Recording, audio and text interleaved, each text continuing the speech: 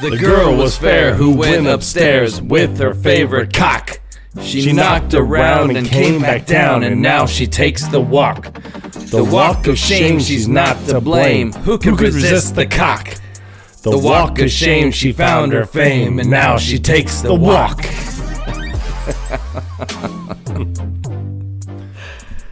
Oh my God. Perfectly practiced. Hey, it only took two triceratops. The two burps. Yeah, I had 2 triceratops as well. Triceplatops. I've been wanting to do this one for a while, man. I know you have. You've talked about it for quite a while. I know. I wouldn't shut up about it. Now let's move on. And once we get this episode done, I never have to say anything again. And we'll never watch it again. Oh, God, if only. Okay, so for both of you listeners who have not figured it out just yet, we are doing Sorority Boys. Yes, we are not going to forget to actually say the name of the movie in each of our episodes. And they actually started the whole #MeToo movement. I mean... Who? The guys in the movie. Did they? Yeah. I mean, come on. They were dressing up as women. They had to. Yes. Because they had to get back into their fraternity. They had to get back into the cock. Yeah. So. So, what's interesting about this movie is it came out in 2002, and 22 years later, look at the situation we're in. Oh, wow. It kind of takes on a whole different meaning. It does. But indeed. You know what? I think it's worth talking about now. It is. Because the whole guys dressing up like women thing, like, you have to be able to laugh about it.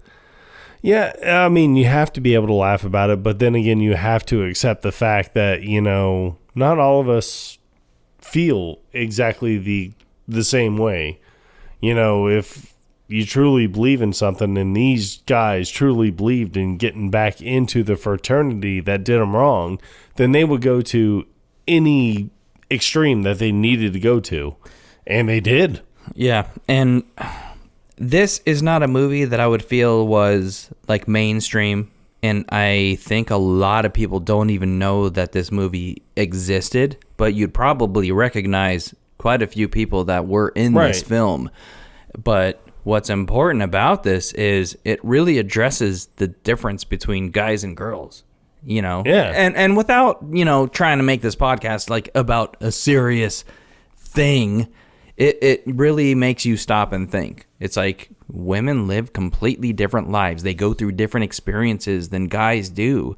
But it's like these guys, the main 3 characters of this movie, got to experience it firsthand what women actually go through, and they had the opportunity to empathize with them. Oh, when he kicks, when Adina kicks up his leg, and he's like, "Look at this," and he has all those red marks on his leg, and they're like, he's like, "What is that?" No, like, "Oh, I don't know." And then Patty comes barging through the door. She was like, "Do you have any heavy flow maxi pads?" But then she looks at his legs, and my God, Adina.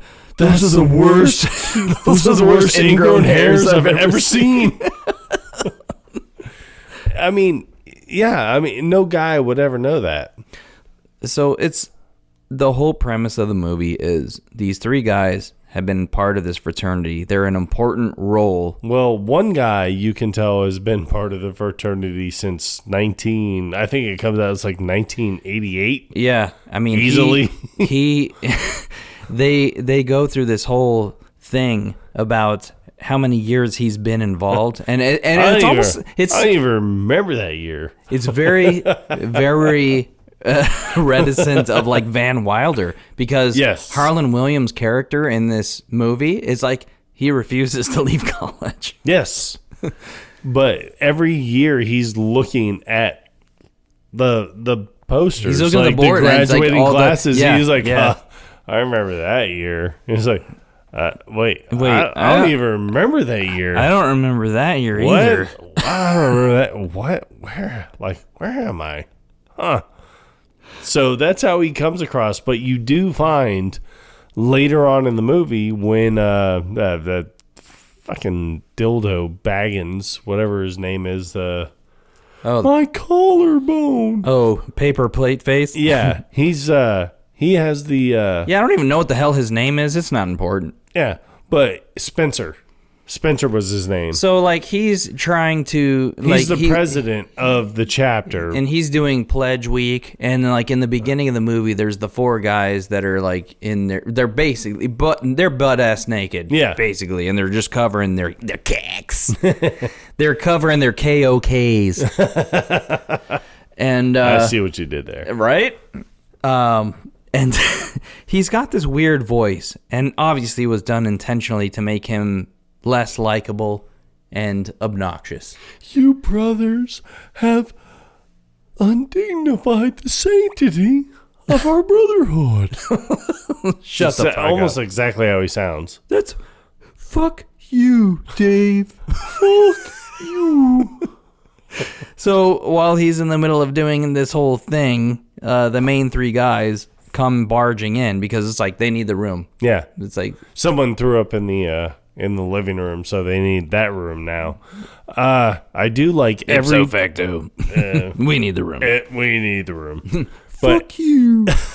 But every single time that his character is introduced, I don't want to say his exit, but like the first time, the money disappears from the safe, and then, he throws that party or whatever, and you have that big, I don't know what his name is. I mean, he's been in a ton of things, but he comes up and he's like, "Hey, killer party last night. Thanks for fronting the cash." And he was like, "I would do anything for my brothers, even if it means footing the bill for all these parties and all the supplies myself out of my own pocket." Yeah, and he's like, "Yes," and just like pushes him back. He's like, "My collarbone." That's what you hear from him every single time there's a crash or every single time anything happens. He's, "My collarbone." Yeah, this guy, the one that he's talking to in the scene that you're referring to, it's like you recognize him, but it's like, what the fuck is his name? Yeah, he's been in a couple of... he was in 8 Mile. Yes, he was in 8 Mile. He did another Van Wilder movie, or another National Lampoon's movie. But then he was also in the Ballers, the Rock series on HBO. Well, there's your plug. Touche. I know. And, I'm very aroused. Well, Dwayne Johnson, I'm going to be expecting those residuals in my bank account any day now. Shameless plug, but this episode's about to be covered in frothy ejaculate. God damn it. You see me rolling. They hating. Patrolling. Y'all gonna catch me riding dirty. All right, so for those of you who are unfamiliar with this film, the 3 main characters, they are the... I can't remember what role they play. They're like the social... One of them is in charge of the treasury. The other one, Doofer, you have... I think he's just kind of... He's been there since the 80s. He's just whatever role he wants, and they've accepted it. Yeah, he's grandfathered in. And then you have got Dave. His tenure, yeah. You have Dave, who is in charge of the treasury. So he's in charge of all the money. And then you have... Adam, I think is his name. I can't remember. But he just kind of is there. Yeah, so basically what happens is one night, unbeknownst to everyone. is the douchebag. He comes in and he actually breaks into the safe and takes all the money that the fraternity has earned. But he leaves like $2.37 and a used condom. Like enough to get a couple of tacos from Taco Bell, maybe? Well, maybe with the used condom, you could probably get at least 3 tacos. Maybe in 2002. Not now, though. Maybe 4 tacos. It depends on who you know. You have to know someone. Yes. That's a given. So you give them the $1.73, and then you have to offer to at least wipe off the tables in the dining area that nobody Correct. uses. Correct. That's a given. So he pins it on the three main fellas, and they have to try to redeem themselves by, ipso facto, joining the sorority, the doghouse. Well, they only join the doghouse. They're trying to get back into their fraternity to say, hey, we need to get the evidence that this dickweed essentially stole the money. Right. So it wasn't their plan to join a sorority, but they came up with the plan to dress up like girls. So it was it was the all trim party. All girl party. Jesus.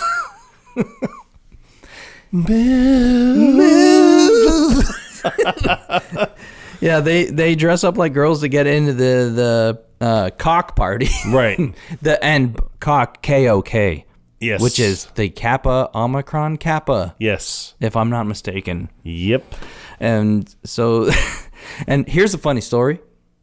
And, I don't want to go off on a tangent, but it'll be a brief one. And then we'll go right back to where we started. I actually recorded with my phone this specific scene where the three of them go to the party. And the guy answers the door, and he's looking at him like, what the fuck am I looking at here? Jeez, ass. I recorded that clip, and I tried to post it to my Instagram story, and Instagram flagged it. What? For, copyright infringement. Unbelievable. It's like, are you fucking kidding me? How are all these other assholes getting away with this shit, and I can't? Well, we're going to figure out a way. All right, well, this is going to be our poll question. Yep. Because I want to figure out how everybody else is posting copywritten material and claiming it as their own. Yeah. And in all honesty, send us a response. And if the response is correct, we will send you signed bracelets. Yes. Yep. Yes. Yes. Fuck you, Steve Gutenberg. I mean, wait. I think you're thinking of Mark Zuckerberg. I mean, it's one of the Bergs. Yeah. Steve Gutenberg was in Police Academy. He was. Yes. Yes. So was Michael Winslow. Beep boop boop. No. So this whole movie, everything about it is funny. There are funnier scenes. But I think a lot of this is kind of more, comedy driven, because this is a movie where it's like, oh, you have three guys that are trying to pass themselves off as women, but they just look horrible as women. Only one of them looks like, but even still, it's obvious. Yeah, the 5 o'clock shadows, the just the everything about them. It's like we're trying too hard to look feminine that it comes across as way too obvious. Now, one of my favorite scenes, and I say this all the time, and I got it from this movie, is I think it's the very first time that Adina or / Adam gets, he's walking down the street and that guy is driving by the car and he's like, ugly ass dog bitch, and throws the Coke and it hits her in the chest, but she walks in and she just throws her purse down and he's like, mother's ass. I say this all the time. It's one of the best lines. I got it from this movie. This is where I got it from, and it works in any situation. So, Michael Rosenbaum, I know you're listening. Thank you very much for giving me the best line of my entire life. It's so good. We both say this to this day. And, I don't know if we've said it in any of our previous episodes, but I say it on a daily basis. I definitely. It is one of those things where I just, something happens, I'm like, mother's ass. Mother's ass. it works. It works for almost anything. It works for everything. And what's so great about it's that similar scene where he's just walking down the sidewalk and then this car full of dick bags walks by and has to say something. It's like, you ugly ass dog, and throws a fucking drink at him. And I feel like it happens 3 times in this movie. Yes. And then the last time it happens is the best time, in my opinion. Yeah. is after they do the powder puff. They do the powder puff football game to see who's going to go on the cruise. Yeah. And they win. And as soon as they win, like, he's walking down and he's like, ugly ass bitches or whatever, and does something, and she just like, he runs and picks up a rock and just throws it and smashes the window, back window. And then they drive right into like a bus station or something. Yeah. And just crash. And he's like, you know what? Sports is the ultimate self-esteem booster. Yeah, exactly. Like, yes. But it's like every time this happens to him, it's like he goes on this weird tangent where it's like he runs into the sorority house. He goes into the room with the other 2 brothers played by Harlan Williams and a fucking guy who I don't know what else he's been in. I don't know either. But if you look him up on IMDb, he really grew into his look. Like, Jesus. He's very attractive. Mother's ass. What the fuck is he happened? Attractive? Right. It's like in this movie, he looks uber feminine, almost androgynous in a way. But like if you look at him now, it's like fucking he could play a Viking. In all honesty, when you showed me his picture earlier, dude, this is him now. I honestly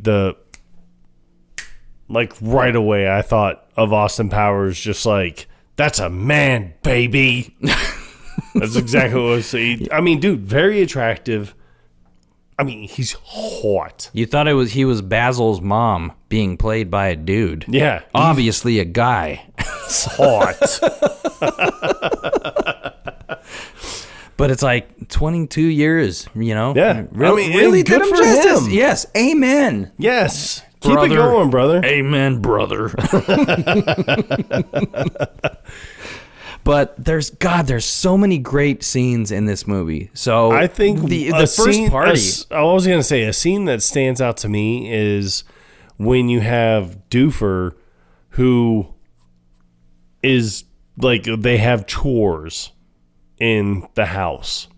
So his chore is like cleaning the sinks or cleaning the bathroom, but he pulls that hair out of the sink. Just gigantic strand of hair, just a clump. I mean, he's yards long. He is 6'3". The hair is easily 6'3", and he just holds up. He's like, "Oh my god, it's like a Wookiee, man."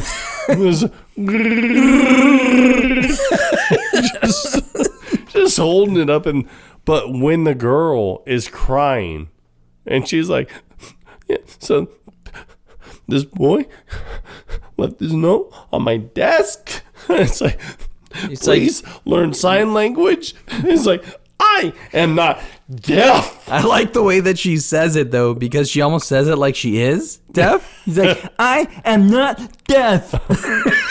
But he still has He's the still hair. Holding the strand of hair, the clump of hair in his fucking... And he's trying to tell her to like, shh. And she's like backing away like... That is one of my favorite fucking scenes. These are some of the scenes that you can sit there and look at and be like, this is what deserves such appreciation in a movie like this. I mean, you have that. You have the other scene when the French girl is upset and she was like, I cannot find the boyfriend. You know, I need to find a boyfriend. He's like, I am here in America because I want to find love and romance, but no boy will have me. Yeah, and then he's like, if I may make a suggestion. Yeah, because she's got the mustache, she's got a little chin hair, and then she's got the armpit hair. I mean, which is bad. It's a lot. Like, it's more armpit hair than I've ever had in my entire life. Yeah, it's... I mean, think of 80s porn bush, but under the armpit. Maybe 60s porn bush or something. I don't know. I wasn't around in It the was 60s. God. Neither was I, but it doesn't stop me from watching it. Yes. Yes. All right. Fist me, bro. Oh, man. But there's but when he's trying to get her, he's like, yeah, and he's trying to teach her how to shave. He's teaching her to shave her face. Just go up against the grain. And he's like, and then we can work on your arms, your armpits, and your knuckles, and your armpits, and your ass. But the way it is, it's just all so subtle. Because it's like funny. Because it's like she's playing like she has no idea what is turning the guys off so much. And they're looking in the mirror and she's got a cigarette hanging out of her mouth. And it was just so well done. It is. Like she's playing naive in the best way possible. I think another great scene with Harlan Williams playing the woman is when they do the girls' powwow or whatever. There was multiple powwows and they were all hysterical. But Patty is there and she was like, I just find it so sad that I can't connect with anyone. She's like, I can't fit in to anything. It's like, my clothes, my car. But Harlan Williams is looking at her. He's like, I know. Like, and she was like, yeah, I just don't want to be a giant. And he was like, you're my gentle giant. My gentle giant. Come here.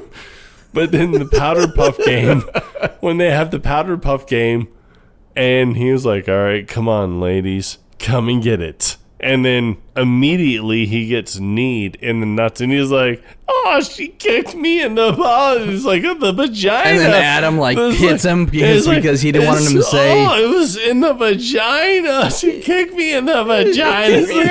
I need my giants. Where's my gentle giant? So Patty comes and actually carries him off the field. It's so good, but it's like, here's the thing. It's like they're called the Doghouse. They are Delta, Omicron, Gamma. Yes.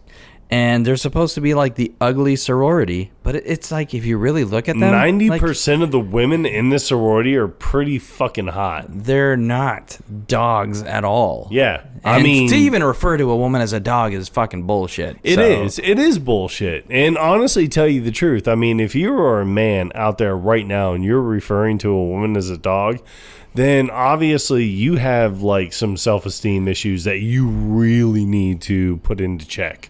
Take a look in the mirror real quick. Yeah. And shut the fuck up. Exactly. Because I guarantee you ain't no spring chicken yourself. Goddamn right. That's the fuck I'm talking about. Because I can sit here and honestly tell you, I mean, when we were watching the movie, 90% of the girls that we saw from the D.O.G. house they were pretty hot. They were especially the main girl. They were on par with the Tri-Pies, honestly. Yeah.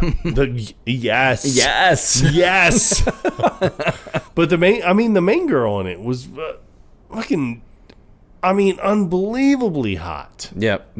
They were all lookers. Yeah. Not gonna lie. But Patty, it's like, we did a little research while we were watching the movie. Right. Because she is super fucking tall. She is. And she's my height. We thought that. Essentially. We thought that she was as tall, if not taller, than Harlan Williams. But according to the Alexa, which I will not say her name right now. Of course. She's 6 foot, but Harlan Williams is 6'3". Right. But this girl seems to stand head and shoulders above all the other girls in this sorority. Right. Which was insane. So it's like, are all of them that fucking short? Another thing coming up to that when they do Patty up the middle playing the powder. They're doing the powder game. puff, football. Yeah, game. and she's like, "Oh, we'll run Patty up the middle," and she gets nailed, and then the girls are like, "Oh yeah, take that, Sasquatch. It's like, oh yeah, go back to the line, freak. And it's like, oh yeah, take that, too tall, Jones. It's just like, what'd you call me? It's like, Sasquatch? it's like, no, after that. Like, too tall? Like, no, before that. It's like, freak? That's it. It's like, but the girls are just sitting there like, what? I don't remember what I said. Huh. That's weird. That is weird. Just like when the sprinklers go off out of nowhere. How does this keep happening? Like, why is everybody cheering? God, that's so weird. But God, Bree Turner. Oh. Well, I mean, I know that she's listening right now. No. And confess your love to her. Say, you know what, Bree Turner? Bree, if you're listening. No, she is listening. It's not if. Bree, I know you're listening. Yep. And I know that you're 3 years older than me. But you know what? I'm down. I'm down to clown. And if you're around, see what I did there? I did. Just let me know. Like, slide into our DMs. Or my DM. I don't fucking care. Yeah. Whoever. As in DM Morgan. See? So. Yes. Yes. You know what's up now, honey. Yes. Because DM is my first two initials. So, ipso facto, beep boop up. You're fired, Bree. But, so, oh, God, I'm trying to think of the dildo fight. Jesus. Oh, my goodness. Honestly, probably one of the best fights I've ever seen in my entire life. Two guys who are pissed at each other, but they're having to pretend to be girls in a sorority, and they're fighting with dildos as if they are like lightsabers almost. Honestly, this I think was kind of a, I don't want to say like an homage or anything, but one of the guys, Adam, I think that's his name. It's the guy that plays Adina. Right. But that's Michael Rosenbaum's character. Lex Luthor. He was in Smallville, played Lex Luthor. I did see an episode of MTV Cribs with him, and he has lightsabers in his house to fight with, and then that movie came out. And I'm like, oh, I bet that he probably kind of, like maybe in a way requested that. Maybe not with dildos, but but it was they just happened to be there. So I kind of think that he probably said, yeah, let me go ahead and fight with someone using dildos to make it look like lightsabers.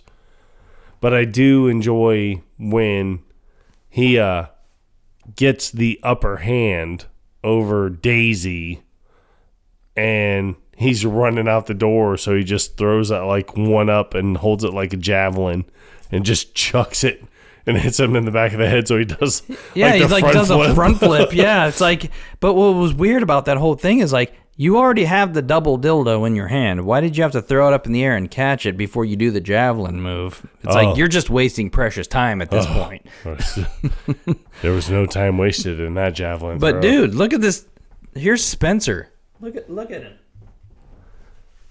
He looks very fucking normal. Yeah, see, and I can't even picture him saying, fuck you. No, see, and this dude here, I mean, this guy's like an easily, like, I want to be with this guy. I'm not gay, but if I was, I would want to do it. I mean, he looks like he could be one of the Weasleys.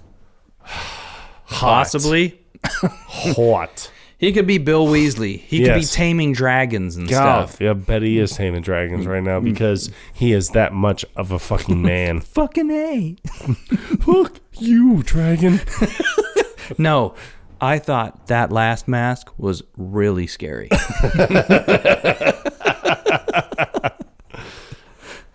Oh, man. So the entire movie is really based upon them trying to redeem themselves. They're trying to prove that they did not steal the money out of the safe. Correct. And it's proving to be extremely difficult, especially with the dog catcher.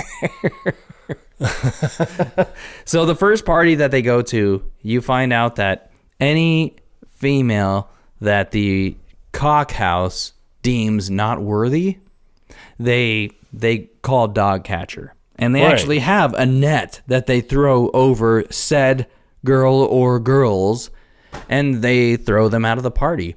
And this actually happens once again when the whole point of the powder puff game is the doghouse wants to be the winners so they can end up on this cruise ship because they want to prove that they are a worthy sorority house, whereas the tri-pies have always, like from year to year, been the designees to go on this cruise ship with the cock bros. I mean, I don't know what the hell else you want to call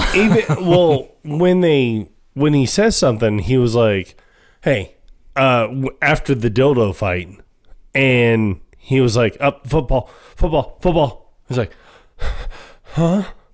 And he turns around and he's like, hey, who gets to go on the cock cruise every year? He's like, try pies. And he was like, no. He's do. Like, I'm sorry, I couldn't help it. But he sits there and says, he was like, oh yeah, no. He's like, no. He goes, who gets to go on the cock cruise, on the KOKtail cruise? He's like, oh, try pies. He's like, no, technically it's the winner. It's the winner. It's the winner of the powder puff game. He's like, so we just need to beat the try pies in the powder puff game. Then we can go on the KOKtail cruise, get the tape, and bam, we're back in. So, and that's their whole thing. Their whole thing is, yes. Wait a second, though. What tape are they trying to get? We haven't explained that yet. Oh, it's the tape that it proves that Spencer stole the money out of the safe. But what's hilarious is Doofer, when he's explaining that there is a tape and how he happened to stumble upon it. Yeah. He's like, I was just returning from my studies. Yeah, he's drunk as shit. Yeah. And he's like, and I just kind of happened. He was like, and I noticed that his speaker was knocked over. It happened to fall over. No, it was knocked over. He's like, so I did the only logical thing. He's like, I picked it up. He's like, but I noticed that a motion recorder camera was stuffed into the speaker, and I saw a wire, but I like it. He's like, I found a thing. I found a thing. So I carefully followed the cable. So I carefully traced it back to a trunk in the closet. He's and it just happened to be unlocked already. Which, hey, I got a thing. Hey, I found a thing. I got a thing. And he like takes it's like a hammer and a crowbar. And then he comes back with a gun and just shoots it. He's like, so naturally, due to the sensitivity of this content, I couldn't watch it. Right. But he's naked in a Barca lounger with a huge gigantic bucket bowl of chips. Gigantic bowl of like Lay's chips or something, and a couple napkins. Well, yeah. I mean, he's not a savage, so. But yeah, this is how he explains that he realizes that there's a camera that could be incriminating to Spencer, who is the actual perpetrator in said, what's the word I'm looking for? Not discrepancy, the transgression. The theft. The thing. The theft. He did a thing. He did a thing. I found a thing. Hey, fuck you. Fuck you. So that's the whole purpose of the thing. But there are some funny scenes. Like when Dave, he wakes up in the middle of the night, like their first night of being in the sorority. You know, the other two gents are asleep. He can't sleep. So he's like, fuck it.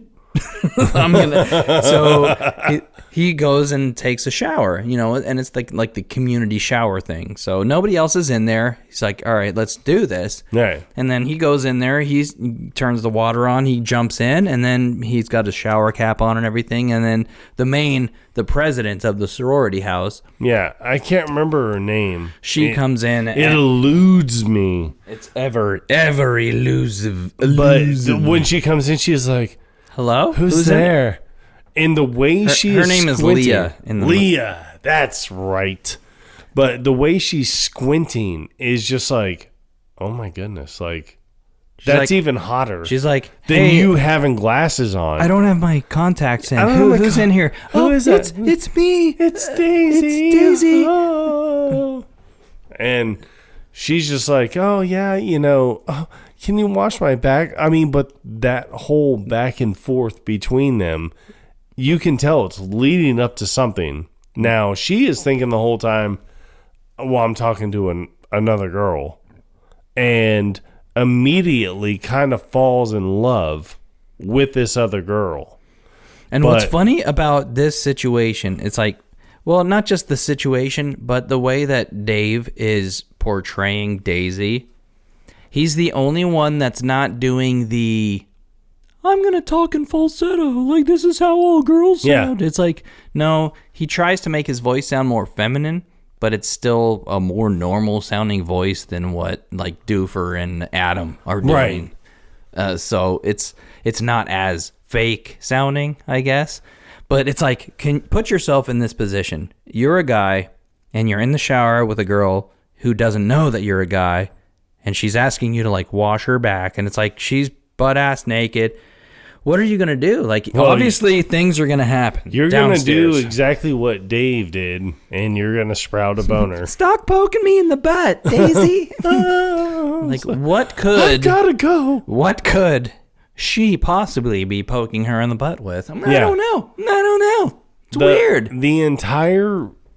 That entire scene, but when he fails to be the wingman like he said he was going to be, is epic.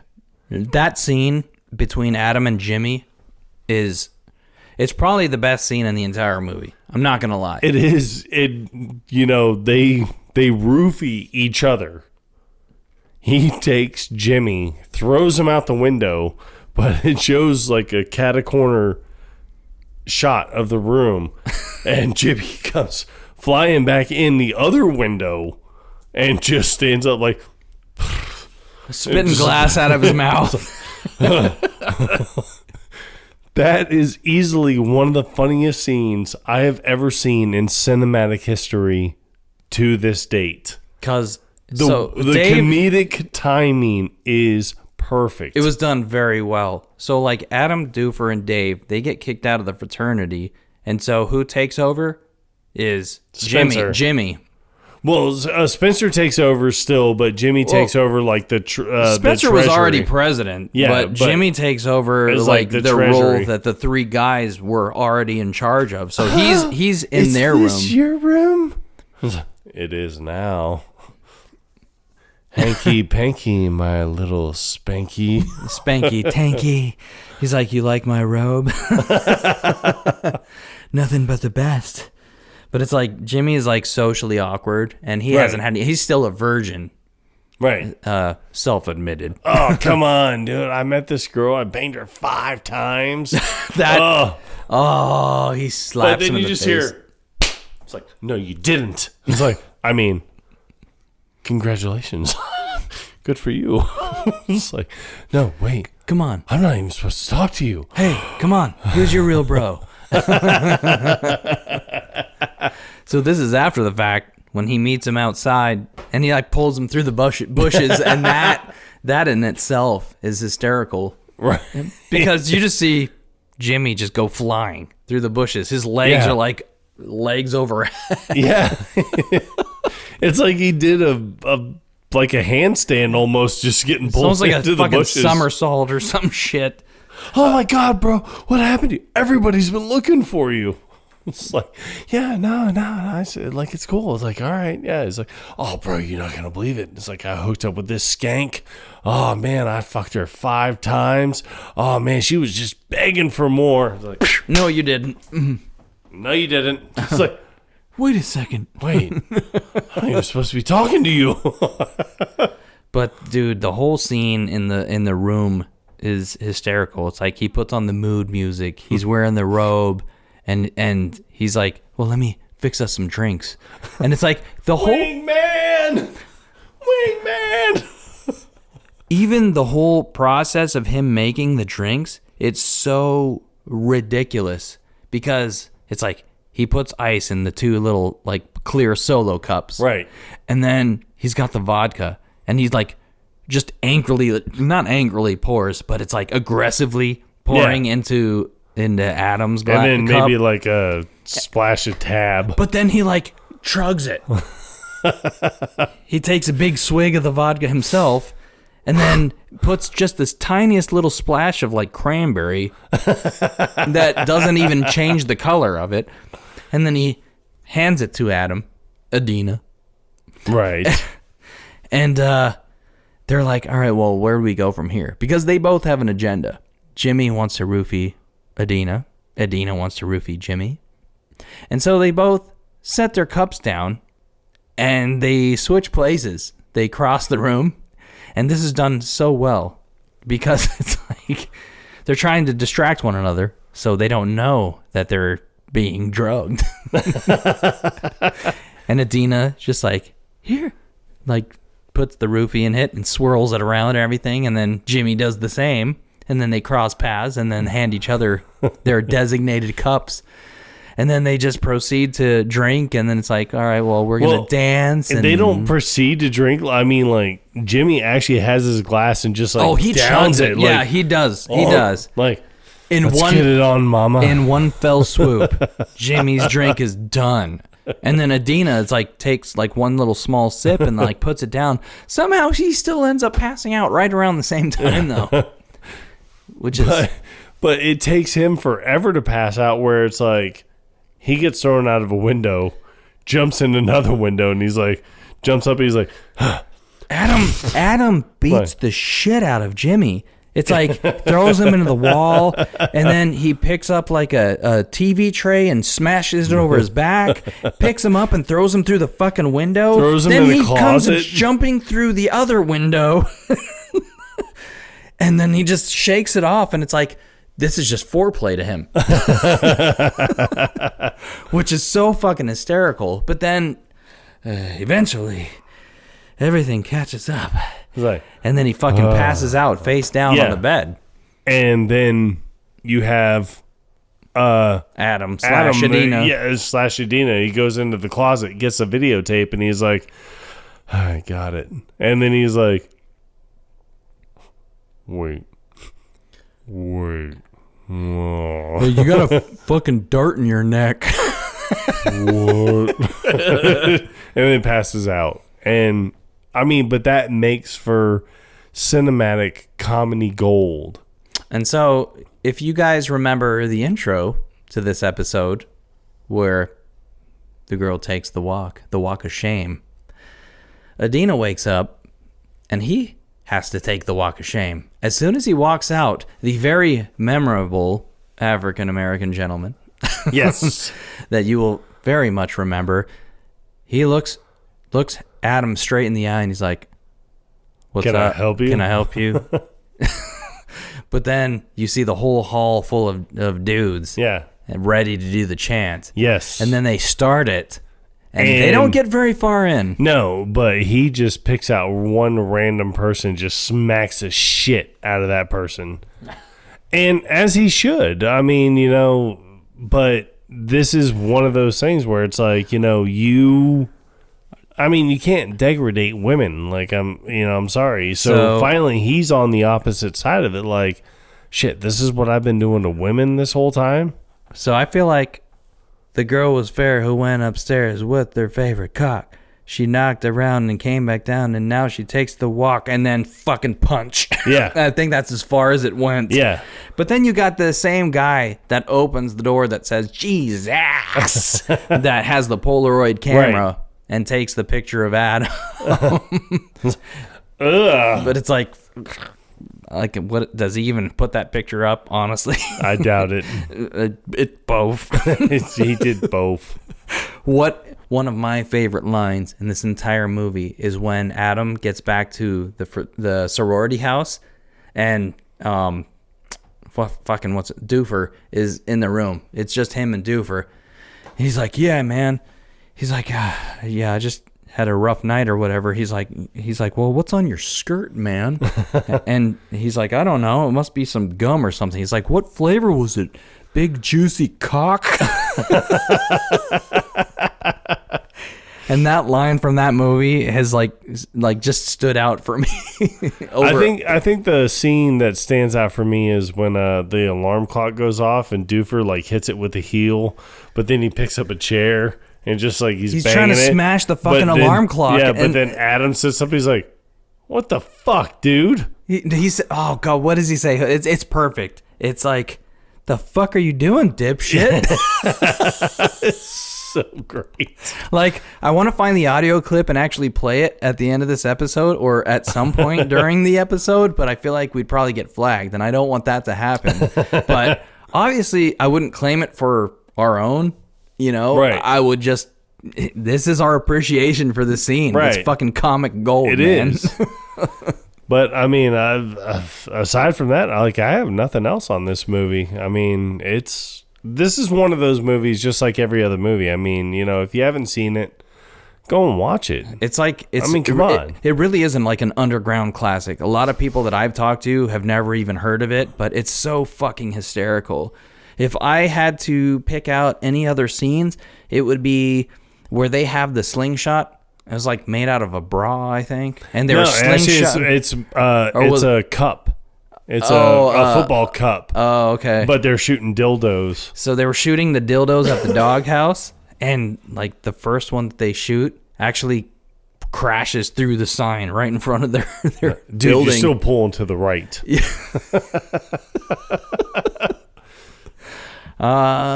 Yeah. I mean, that's pretty much all I can think of. I mean, there's so many. I'm sure there's some other scenes, but you know what? You just got to go watch it. We didn't take a look, and I know it's my goal to tell you where you can stream these movies, but I did not do that. I actually had the DVD this time, so I didn't look to see what streaming service has it. No streaming services have it. At least no streaming services have it for free. So. Yeah. So I apologize for that. I mean, when it comes to that, I mean, just go to your local car wash and buy it out of the bin for $5. $3. Yeah, both. It is both. But man, this was a fun one. I'm not gonna lie. Yes, this was a lot of fun. But thank you all for listening. As always, we appreciate your support. Love you all, and until next time, Quotable Podcast out. Mother's ass. Jesus.